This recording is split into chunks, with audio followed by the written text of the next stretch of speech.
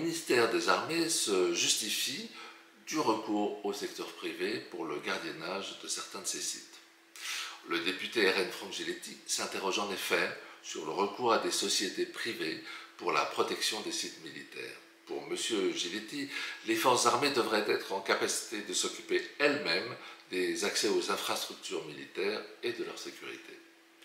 D'autant plus que le risque potentiel lié au désengagement complet de cette partie des activités militaires existe, avec des conséquences possibles sur la sécurité nationale.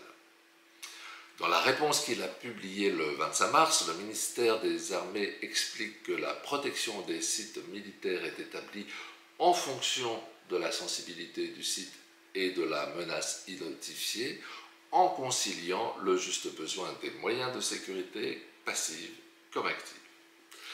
Aussi, l'externalisation pour l'accueil-filtrage des sites militaires n'est pas systématique et dépend d'une analyse du risque propre à chaque emprise.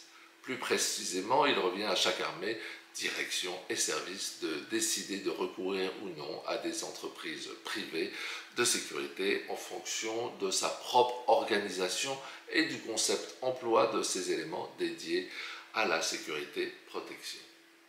Les trois armées octroient des renforts permanents aux directions et services interarmées qui ne disposent pas d'une ressource humaine suffisante pour assurer la sécurité-protection de certaines emprises militaires, souligne le ministère des Armées. Ainsi, en l'espèce, l'analyse au cas par cas de la situation prévaut en ce qui concerne le recours à la sécurité privée.